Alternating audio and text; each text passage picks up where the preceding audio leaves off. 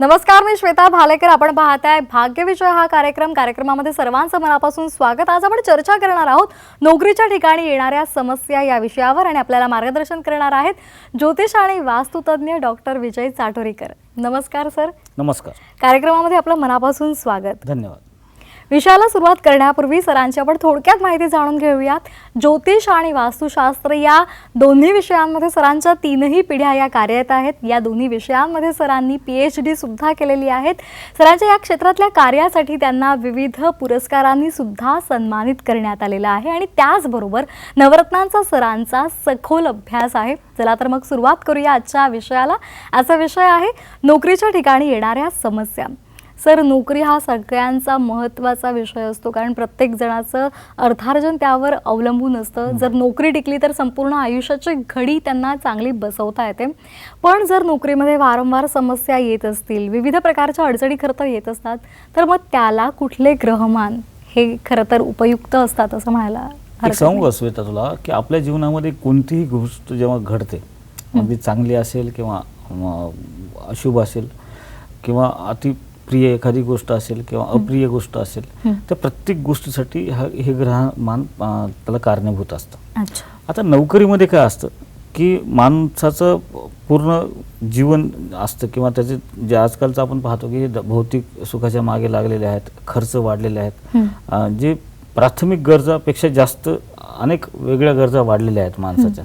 जसं आपण पहिल्या काळामध्ये मोबाईल आवश्यक नव्हता, पण आता प्रत्येकाच्या जवळ मोबाईल आहे, म्हणजे तो एक खर्च वाढलेला आहे आपला. जे आपण अन्न पाणी आणि निवारा याच्यापेक्षा जास्त काही बरेच खर्च आपले वाढलेले आहेत की जे प्राथमिक गरजेपेक्षा जास्त आहेत. नोकरी करत असताना प्रत्येक व्यक्तीला असं वाटत असतं की मी जे काम करतो किंवा करते त्याच्यामध्ये मला जे आउटपुट मिळालं पाहिजे ते माझ्या कामाच्या दृष्टिकोनातून ते क्रेडिट मिळालं पाहिजे आणि आउटपुट पण त्या प्रमाणातच मला मिळालं पाहिजे. आता नोकरी ठिकाणी काय होतं की आजकाल सगळीकडे कॉम्पिटिशन आहे आणि ही स्पर्धेच्या याच्यामध्ये कसं आहे की आता समजा तू खूप हुशार आहेस, पण तुझ्यासोबत काम करणाऱ्या तुझी हुशारी नाही आवडणार. कारण आपल्यापेक्षा म्हणजे नाकापेक्षा मोती जड जसं म्हणतो आपण की ते आपल्यासोबत नसलं पाहिजे कुठे, किंवा कोणाच्या ऑफिसमध्ये आपल्यापेक्षा हुशार माणूस तो नाही ठेवणार. की त्याला असं वाटलं पाहिजे की सगळ्यांनी आपल्यासोबतच राहिलं पाहिजे. कोणताही बॉस असेल तर त्याला वाटेल की आपल्यापेक्षा हुशार माणूस आपल्या ऑफिसमध्ये नसला पाहिजे, किंवा कलिग जे असतील की त्यांना वाटेल की आपण जसं काम करतो तसं सगळ्यांनी काम केलं पाहिजे, किंवा आपल्यापेक्षा स्मार्ट वर्क कोणी केलं नाही पाहिजे. तर अशा वेळेला हे जे काही छोटं मोठं राजकारण सुरू होतं आणि त्याच्यामध्ये मग कुठंतरी मानसिक त्रास, कुठंतरी अपमानास्पद वागणूक, कुठं डॉमिनेटिंग वागणूक मिळते आपल्याला, किंवा मग आपण जरी मानसिक त्रास होत नसला तरी एक वेगळ्या प्रकारचा मानसिक त्रास असा पण होऊ शकतो की आपण खूप मेहनत घेत असतो, तिथे 100% आपलं देण्याचा प्रयत्न करत असतो, त्या प्रमाणामध्ये आपल्याला आर्थिक उत्पन्न जे वाढायला पाहिजे किंवा आपली जी काही आपल्याला पदोन्नती मिळायला पाहिजे ह्या गोष्टी होत नाहीत. मग असं कुठेतरी माणूस मग मनाला त्रास करून घेत असतो की माझ्या बाबतीतच असं का होतं, मी तो 100% देण्याचा प्रयत्न करतोय, मी ते 100% देते किंवा देतोय, मग तरी पण मलाच असं का. तर अशा वेळेला आपली जी पत्रिका असते, आपल्या पत्रिकेतले जसं मी सांगितलं की आपल्या कर्मस्थान जे असतं, दशम स्थान असतं, आपलं भाग्यस्थान असतं, आपलं पराक्रम स्थान म्हणजे तृतीय स्थान असतं. या स्थानाशी संबंधितले जे ग्रह असतात ना ते फार महत्त्वाचे असतात आणि त्यासोबतच आपले वर्तमान स्थितीतले ग्रहमान पण तेवढेच महत्त्वाचे असतात. आता काय असतं की बरेचदा आपल्या दशम स्थान हे कर्मस्थान आहे. आता तिथला स्वामी शनी आहे समज, आणि तिथे चंद्र बसलेला आहे. आता शनीच्या घरात चंद्र बसलेला आहे किंवा तिथली मकर रास असेल किंवा कुंभ रास असेल, तिथला स्वामी शनी आहे म्हणजे तिथं मकर किंवा कुंभ रास असणार. आता तिथला स्वामी शनी आहे आणि तिथे चंद्र बसलेला. आता शनीच्या घरात जेव्हा चंद्र येतो त्याला आपण विष योग म्हणतो. असे लोकांना कामाच्या ठिकाणी त्रास होतो. त्याचं कारण काय असतं की त्यांची काम करण्याची पद्धत वेगळी असते.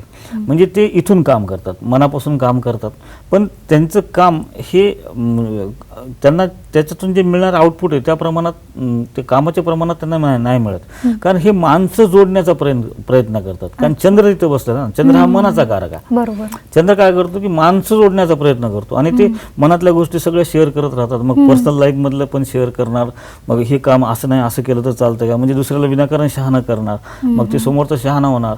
आणि कोणी जरी त्याला म्हणलं की अरे आज आज मला खूप गडबड आहे, माझे एवढं काम तू करतो का, ते नाही म्हणणार नाही, त्याला समोरच्याला नाही म्हणायची सवय नसते. मग तो लोड वाढत जातो, मग समोरच्याला सवय लागते की ह्याला काम देत राहायची, काम सांगत राहायची, आणि ह्याला असं वाटतं की आपण जर नाही केलं तर त्याला काय वाटेल, मग मनानं नाराज होईल, मानसिकता खराब होईल त्याची, मग आपले रिलेशन खराब होतील. मग रिलेशन जपण्यासाठी, रिलेशन कमवण्यासाठी ते विनाकारांचा बोजा ते आपल्या अंगावर घेत राहतात. आणि मग नंतर कुठेतरी त्यांना कळायला लागतं की अरे आपण एवढं करतोय तरी पण मी, आता समजा तू मी कलिग आहे आणि मला वाटतं मी श्वेतासाठी मी एवढं करतोय, पण श्वेताना जेव्हा मी एखादी गोष्ट माझ्यासाठी सांगितली तर श्वेता नाही म्हणली मला. मग ही जी गोष्ट असते ना ती त्याच्या मनाला खूप लागते. खरं. आणि मग त्याला तिथून फ्रस्ट्रेशन यायला सुरुवात होते, मग त्याचं कामातलं मन उडायला सुरुवात होते, त्याला कामाच्या ठिकाणी मन लागत नाही, कामाच्या ठिकाणी त्याला काम करायची इच्छा होत नाही. अशा ज्या गोष्टी होतात ना, हे तुमच्या कुंडलीमध्ये चंद्र आला. आता समजा तिथेच त्याच ठिकाणी कर्मस्थानामध्ये जर तुमचा मंगळ असेल आणि तिथला स्वामी समजा चंद्र आहे, तर असे लोक आरेरावी करून काम करून घेत असतात. की ते मंगळ आहे ना, तो महत्वाकांक्षी आहे, तो रागीट आहे, तो धाडसी आहे, तो काय करतो असतो का डेअरिंग दाखवून काम करून घेत असतो. मग अशा माणसाचा दुसऱ्याला त्रास व्हायला लागतो, सोबत काम करणाऱ्याला. मग अशी जी ग्रहमान असतात त्याच्यामुळं अनेक व्यक्ती एका ठिकाणी काम करत जेव्हा असतात तिथं प्रत्येकाचे स्वभाव जुळून येत नसतात. प्रत्येकाच्या स्वभावामध्ये काही ना काहीतरी चुकीच्या गोष्टी असतात किंवा काही चांगल्या पण असतात. पण अशा वेळेस काही जे मनानं कमजोर असतात ना लोक, की त्यांचे प्रॅक्टिकल विचार नसतात, तर जर तिथला स्वामी शनी असेल आणि शनीच तिथं बसला असेल तर असे लोक 100% प्रॅक्टिकल असतात. म्हणजे एकाच ठिकाणी काम करत असतात, समजा आपण दोघं एकाच ठिकाणी काम करतो, ऑफिसमध्ये आल्यावर तुला हाय करणार तो. ऑफिसच्या बाहेर पडल्यावर तू कोण आहेस काय आहेस काही घेणं देणं नसतं त्यांना. तर म्हणजे गाव गेले हनुमान बाहेर, म्हणजे ऑफिसच्या नंतर काही होऊन जाऊ द्या, त्यांना घेणं देणं नसतं. कामाला आले की ते 100% काम करणार, काम संपलं की आपली ड्युटी संपली की ते बरोबर बॉसला सांगणार की 6 वाजले मी चाललो. त्याच्यानंतर 10 मिनिटं थांबायला सांगितलं तर ते रिक्वेस्ट मान्य पण नाही करणार, एवढं प्रॅक्टिकल ते असतं. तर असे जे असतात हे प्रत्येकाला एकमेकाच्या स्वभावामुळे तिथं त्रास होत असतो. आता हे जे ग्रहांची स्थिती असते आणि प्रत्येक व्यक्तीला स्वतःच बरोबर वाटतं. जो प्रॅक्टिकल आहे त्याला वाटतं की मी तर काम केलंय मी माझं काम करून निघतोय, याच्यामध्ये याच्यात वेगळं थांबण्याची काय गरज आहे. किंवा जे इमोशनल असतो त्याला वाटतं मी इतकंच लोकांसाठी करतोय, यार कोणीच माझ्यासाठी काही करत नाही. जो रागीट असतो त्याला वाटतं की माझा स्वभाव आहे, मला माहिती की हे करू शकतो आपण, हे केलं पाहिजे, सगळ्यांनी मिळून केलं पाहिजे. तर अशा अनेक गोष्टी जेव्हा असतात तेव्हा तिथं काहीतरी कॉम्प्लिकेशन्स क्रिएट होत असतात आणि तिथं मानसिक किंवा अशा बऱ्याच काही प्रॉब्लेम कामाच्या नोकरीच्या ठिकाणी होतात. तर हे नोकरीच्या ठिकाणी जी अडचणी येतात ना, तर त्याचा परिणाम आपल्या कौटुंबिक जीवनावर होतो. तर प्रत्येक व्यक्तीनं आपली फॅमिली लाईफ आणि आपली प्रोफेशनल लाईफ ही वेगळी ठेवली पाहिजे. हे प्रत्येकाला जमतं असं नाही की काही लोक ते मिक्स करतात. मग ऑफिसमधल्या बॉसचा राग घरी जाऊन काढणे किंवा घरातल्या बायकोचा राग किंवा नवऱ्याचा राग ऑफिसमध्ये येऊन काढणे, तर ह्या ज्या गोष्टी त्याच्यामुळे सुद्धा काही कॉम्प्लिकेशन आपल्या नोकरीमध्ये येत असतात. तर अशा अडचणी येत असेल तर माझं मत आहे की तुम्ही जाणकार व्यक्तीला तुमची पत्रिका दाखवा, की जेणेकरून तुमचं कौटुंबिक स्थान कसं आहे, तुमचं सप्तम स्थान म्हणजे लाईफ पार्टनरचं स्थान कसं आहे, तुमचं दशम स्थान म्हणजे कर्मस्थान कसं आहे, तिथले ग्रहमान कसे आहेत, आपली काम करण्याची पद्धत काय आणि त्याच्यामध्ये आपण काय बदल करू शकतो आपल्या स्वभावामध्ये हे पण जाणून घेतलं पाहिजे. आणि त्यानुसार आपण जो उपाय केले तर नक्कीच मला वाटतं की त्याच्यामध्ये आपल्याला जो काही त्रास होतो तो कमी होऊ शकतो. अगदी. सर, नोकरीमध्ये यश मिळू शकतं का हे आपल्याला जन्मकुंडलीवरून कळू शकतं का? हो, नक्कीच.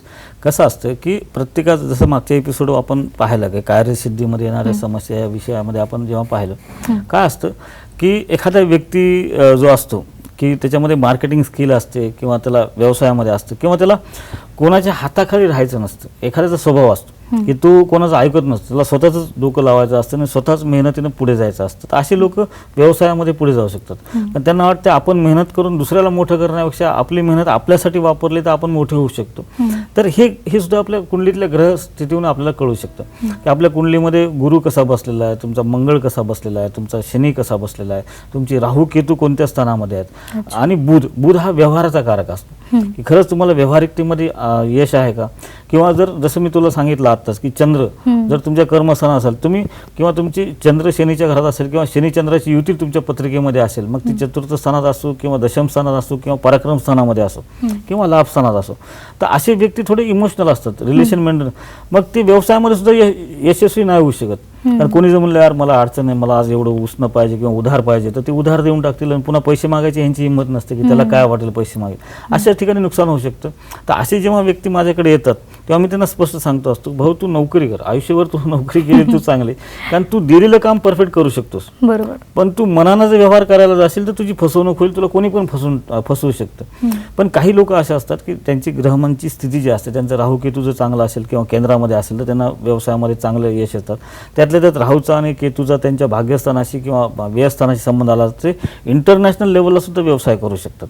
इतक्या मोठ्या प्रमाणामध्ये त्यांच्या व्यवसायाचं स्वरूप वाढू शकतं. हे सगळं आपण पत्रिकेवरून पाहू शकतो की जेणेकरून तुम्हाला पुढे काय निवडायचं आहे, म्हणजे नोकरी करायची का आयुष्यभर दुसऱ्याच्या इथं नोकरी करायची, का तुम्ही स्वतःचं एक आयुष्य घडवू शकता किंवा स्वतःचं भाग्य घडवू शकता ज्याला आपण म्हणतो, ते नक्कीच आपल्या पत्रिकेवरून कळू शकतं की व्यवसायामध्ये आणि तुम्हाला कुठपर्यंत यश मिळू शकतं. जसं मी तुला सांगितलं की इंटरनॅशनल नॅशनल लेवलला तुम्ही बिझनेस कसा नेऊ शकतो हे सुद्धा तुमच्या पत्रिकेवरून आपण लोकांना सांगू शकतो. अगदी. त्यामुळे तुम्हाला सुद्धा सरांचं मार्गदर्शन हवं असेल तर सध्या स्क्रीनवर जे संपर्क क्रमांक दिसत आहेत ते अवश्य लिहून घ्या आणि त्यावर संपर्क साधून सरांकडून मार्गदर्शन नक्की घ्या. आज आपण चर्चा करतोय नोकरीमध्ये येणाऱ्या अडचणी या विषयावर आणि आपल्याला मार्गदर्शन करताय डॉक्टर विजय चाटोरीकर. सर, नोकरीमध्ये खूप सारी मेहनत केली जाते पण तरी सुद्धा सातत्यानं अपयश येत असेल तर काय करावं? 100% प्रयत्न करूनही जेव्हा अपयश मिळतं ना, त्याला ग्रहमान बरेच कारणीभूत असतात. कारण त्यांचे त्या ग्रहांमुळे त्यांचा स्वभाव बनलेला असतो. आणि आपण पाहतो की आपण बघतो की राशीचे स्वभाव राशीचे आपण बरेच कार्यक्रम पाहतो, सगळं पाहतो. आता स्वभाव जो बनतो ना तो राशीवरून बनतो. तर राशी आपली जी आहे तर त्याचा जो स्वामी आहे त्याच्यावरून सुद्धा आपला स्वभाव बनत असतो. आणि जेव्हा रास आपण जे आपल्या भारतामध्ये आपण जे पाहतो, आपण चंद्र राशीनुसार पाहतो.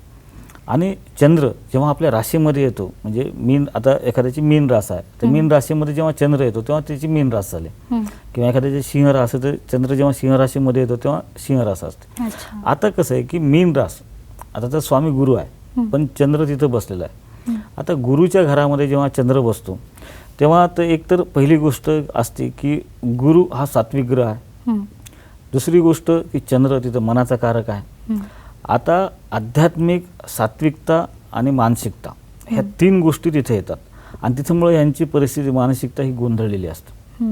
ती प्रॉपर कोणतंही काम करताना 3-3दा करतात किंवा 3-3दा ते झाले का नाही ह्याचं हे करतात, कन्फर्म करून घेत असतात की काम झालं का. म्हणजे घरातला दरवाजा रात्री झोपताना लावल्यावर, बेडवर पडल्यावर पुन्हा एकदा उठणार आणि जाऊन पाहणार खरंच लावलाय का आपण. ही जी असते ना, ही कन्फ्युजन किंवा ही जी गोंधळाची मनस्थिती असते. तर असे जे स्वभावामुळे सुद्धा कामाच्या ठिकाणी अडचणी येत असतात की तुम्ही खूपच परफेक्ट 100% काम करत असताल तर तुम्ही दडपण घेऊन करता. आता मेष राशीचा पण स्वभाव असाच आहे. तर मेष रास ही मंगळाची रास आहे, तापट रास आहे. आणि त्यांना असं वाटतं की आपल्याला कोणी बोललं नाही पाहिजे, कोणी आपल्याला नाव नाही ठेवलं पाहिजे, आपण जे करणार ते परफेक्टच करणार. मग त्या दृष्टिकोनातून ते प्रत्येक काम परफेक्ट करण्याकडे लक्ष जातं आणि मग त्याचा स्ट्रेस येतो. आणि जेव्हा स्ट्रेस येतो तेव्हा तिथे सिली मिस्टेक होतात आणि सिली मिस्टेक झाले की मनस्ताप होतो आणि मग त्यातला मूडच जातो. आता हा मेष राशीचा स्वभाव. आता प्रत्येक गोष्ट जेव्हा तुम्ही अति स्ट्रेस घेऊन करताना तेव्हा तर सिली मिस्टेक होतातच. आणि हे ग्रहांची आणि ग्रहसुद्धा तुमच्या पत्रिकेमध्ये आता वर्तमान स्थितीमध्ये कसे ग्रह येतात, तुम्हाला गुरु 4, 4, 8, 12 आला किंवा शनीची 7.5 असेल, विषुत्तरी महादशा अशुभ असेल, तर अशा वेळेमध्ये काही तात्पुरत्या पिरियडमध्ये तुम्हाला थोड्या अडचणी येतात. पण तू जसं म्हणलीस की आपण सातत्यानं 100% मेहनत घेत असतो, आपण 100% रिझल्ट देण्याचा प्रयत्न करत असतो, बऱ्या प्रमाणात रिझल्ट पण मिळतो, पण त्याचा आउटपुट आणि क्रेडिट आपल्याला नाही मिळत. बरेचदा असं होतं आपण खूप एखादा प्रोजेक्ट एखादा आपल्या हातात कंपनीनं दिलं आहे आणि आपण ते प्रोजेक्ट पूर्ण करतो आणि ऐन वेळेला कोणतरी तिथं येऊन त्याचं क्रेडिट घेऊन जातो. तर अशा ज्या गोष्टी होतात ना, ते वर्तमान स्थितीमधले जे ग्रहमान असतात त्याच्यामुळे आपल्याला त्याचा लाभ होत नसतो. तर अशा वेळेला आपण ज्योतिषाचा सल्ला घेऊन आपल्या पत्रिकेमधली जी ग्रहांची स्थिती आहे आणि सध्या वर्तमान स्थितीत कोणते ग्रह अशुभ चालू आहेत आपल्याला याचा अंदाज घेऊन त्यानुसार तर त्या ग्रहांवरची उपासना जर आपण केली किंवा त्याच्यावरची पर्याय आपण जर केले तर नक्कीच मला वाटतं की आपण मेहनत घेतल्यानंतर आपण ज्या पद्धतीने मेहनत करतोय त्या पद्धतीने आपल्याला आउटपुट मिळालं पाहिजे आणि त्याचं क्रेडिट पण मिळालं पाहिजे. कारण प्रत्येक माणूस हा पुढे जाण्यासाठी प्रयत्न करत असतो, तो मागे राहण्यासाठी प्रयत्न करतच नसतो. पण तिथे जी काही चुका होतात, जे एक स्वभावामुळे होतात म्हणा किंवा त्या बाबतीमध्ये ज्या ते अति अपेक्षा ठेवल्यामुळे, आता मिथुन राशीचे लोक असतात ते काम ठरवतात मनामध्ये आणि त्याच्याबद्दल इतका विचार करतात कन्या रास असेल किंवा मिथुन रास असेल, यांचं कसं असतं की एखादं प्रोजेक्ट समजा त्यांना सांगितलं तर त्याच्या बाबतीमध्ये इतकं ते स्वप्न पाहतात की आता हे असं होईल, मग तसं झाल्यावर हे असं होईल, मग माझी एवढी ग्रोथ होईल आणि तेवढी माझे हे होईल. पण नेमकं तसं होत नाही बरेचदा. मग ते नर्वस होतात किंवा त्यांना यश मिळत नाही. पण ते काय की स्वप्न इमॅजिनमध्ये ते जास्त कामाचा हे करतात आणि प्रॅक्टिकलमध्ये तिथलं जे काही परफॉर्मन्स असायला पाहिजे त्या प्रमाणामध्ये तो होत नाही. तर अशा वेळेस सुद्धा तिथं अडचणी येत असतात. तर हा जो परफॉर्मन्स आहे, मग ते कोणत्याही परिस्थितीतला असो, कोणत्याही राशीचा असो, तो परफेक्ट होण्यासाठी आपण जर जाणकार व्यक्तीचा सल्ला घेऊन आपली वर्तमान स्थितीतली ग्रहस्थिती आणि आपली जन्मताची ग्रहस्थिती ह्या दोन्हीचा समन्वय साधून त्याच्यावर योग्य प्रमाणात जो उपाय केले तर मला वाटतं आपल्याला चांगल्या प्रकारचं यश आपल्या कामामध्ये मिळू शकतं आणि नर्वस होण्याची वेळ येत नाही. कारण ज्या पद्धतीने आपण मेहनत करतो, ज्या प्लॅनिंगनं आपण प्रयत्न करत असतो त्यानुसार प्लॅनिंगनुसार आपल्याला तिथं त्या प्रमाणात ज्या प्रमाणात मेहनत घेतली त्या प्रमाणात आपल्याला चांगल्या प्रकारचं यश मिळू शकतं. अगदी सर, नोकरीमध्ये ज्या त्रास किंवा अडचणींना सामोरं जावं लागतं त्यावर जर उपाय आपल्याला करायचा असेल तर कुठली रत्न जी आहेत जी फायदेशीर ठरू शकतात? महत्त्वाचं असतं की जसं मी आता सांगितलं की स्वभाव कसं असतं की ग्रह कोणता आपल्याला अशुभ आहे नेमका की कामाच्या ठिकाणी. आता बऱ्याच ठिकाणी काय असतं की जसं आपण लग्नाच्या वेळेस मॅच मेकिंग करतो ना की गुणमिलन ज्याला म्हणतो आपण, की एखाद्या ठिकाणी आपण काम करतो. आता माझ्याकडे असे बरेच येतात की माझं ऑफिसमध्ये सगळ्याशी जमतं पण माझ्या बॉसचं माझंच जमत नाही, असं बरेचदा असतं. किंवा एखादा बॉस येतो की मी बॉस असून माझं कोणीच ऐकत नाही, असं पण बरेचदा असतं. मी बॉस आहे पण माझं कोणी ऐकत नाही. तर ती दृढ निश्चयता किंवा ती महत्त्वाकांक्षा, ती धमक जी बॉसमध्ये असायला पाहिजे ती तुमच्या स्वभावात नसते, त्याच्यामुळे तुमचं कोणी ऐकत नाही. आणि बरेचदा असं असतं की आपण बॉस आपल्या विरुद्ध राशीचा असतो किंवा शत्रू राशीचा असतो, तो आपल्याला विनाकारण टॉर्चर करत असतो, डॉमिनेट करत असतो. अशा वेळेस त्याच्यासोबत जुळून कसं घ्यायचं किंवा ते जुळून घेत असताना आपण कुठं थांबायचं, कुठं शांत राहायचं, कुठं प्रेझेंट व्हायचं, ह्या सगळ्या गोष्टी करत असताना आपल्याला ती योग्य वेळ ज्याला म्हणतो आपण की समयसूचकता किंवा निर्णय क्षमता जी असते की आपण आपलाही स्वार्थ साधला पाहिजे आणि आपण जिथे काम करतोय त्यांचा फायदा झाला पाहिजे. ह्या दोन्ही गोष्टीचा समन्वय साधून जर आपण आपल्या पत्रिकेतले तुमच्या दशमस्थानाशी संबंधितले रत्न, तुमच्या भाग्यस्थानाशी संबंधितले रत्न किंवा पराक्रमस्थानाशी संबंधितले रत्न जर आपण धारण केले, पण त्यासाठी काय की नुसते त्या ठिकाणच्या स्वामीचे रत्न धारण करून नाही चालत. तर ते स्वामी नेमके कुठं बसलेले, त्यांच्यावर कोणत्या अशुभ ग्रहांची हे आहे दृष्टी आहे हे पण पाहणं गरजेचं असतं. आणि त्यानंतर जर तुमच्या 6, 8, 12 या स्थानाशी संबंधित ते ग्रह असतील तर ते रत्न आपण धारण केले नाही पाहिजेत, जेणेकरून तिथं आपल्याला त्रास होऊ शकतो किंवा आपल्याला जे अपेक्षित रिझल्ट मिळायला पाहिजे तो मिळत नसतो. पण मला वाटतं की हे जे आपली पत्रिका दाखवून जाणकार व्यक्तीचा सल्ला घेऊन जर आपण रत्न धारण केले तर नक्कीच आपल्या मानसिकतेमध्ये बदल होतो, आपल्या कॉन्फिडन्समध्ये फरक पडतो, आपला उत्साह वाढतो, काम करण्याची गती वाढते आणि आपल्याला अपेक्षित जो रिझल्ट पाहिजे असतो तो आपल्याला चांगल्या प्रकारे मिळू शकतो.